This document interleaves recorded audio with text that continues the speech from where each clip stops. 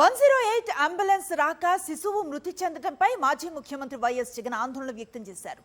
వీడియోతో సహా ఎక్స్ లో పోస్ట్ చేశారు వైఎస్ జగన్. కుయ్యి కుయ్యి మూగబోతోంది, ప్రజల ప్రాణాలు పోతున్నాయి.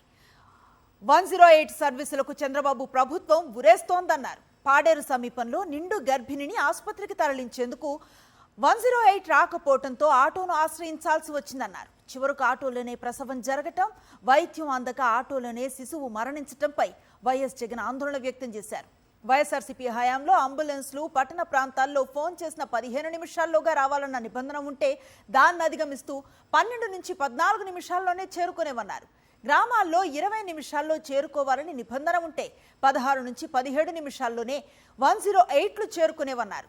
గిరిజన ప్రాంతాల్లో 30 నిమిషాల్లో చేరుకోవాలంటే 22.12 నిమిషాల్లోనే చేరుకొని 108 సేవలు అందించాయని వైఎస్ జగన్ గుర్తు చేశారు. మరెందుకు ఇప్పుడు చేరుకోవటం లేదు? ఫోన్ చేసిన అంబులెన్స్లు ఎందుకు రావటం లేదని వైఎస్ జగన్ ఎక్స్ వేదికగా కూటమి సర్కార్ను నిలదీశారు. ప్రభుత్వం అన్నది పని చేస్తేనే కదా, కలెక్షన్లపై తప్ప ప్రజల మీద ధ్యాస ఉంటే కదా అంటూ వైఎస్ జగన్ ఆగ్రహాన్ని వ్యక్తం చేశారు. ఎత్తుకొచ్చిన తర్వాత ఇక్కడ నుంచి ఆటో వేసి తీసుకెళ్తున్నాము.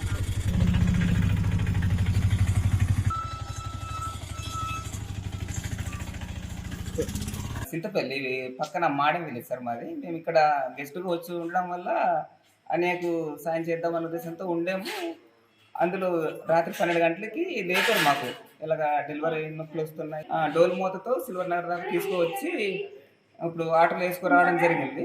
ఆటోలో డెలివరీ ఎక్కడ నుండి తీసుకొచ్చి సిల్వర్ నగరం పక్కకండి.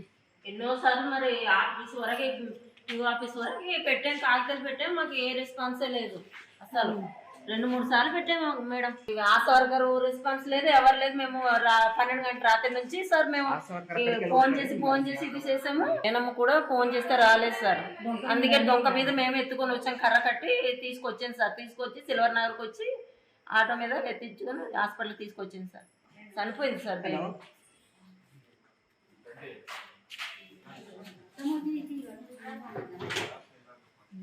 ఫోన్ చేసి మనం బండి పట్టుకెళ్తే వస్తుందట, లేదా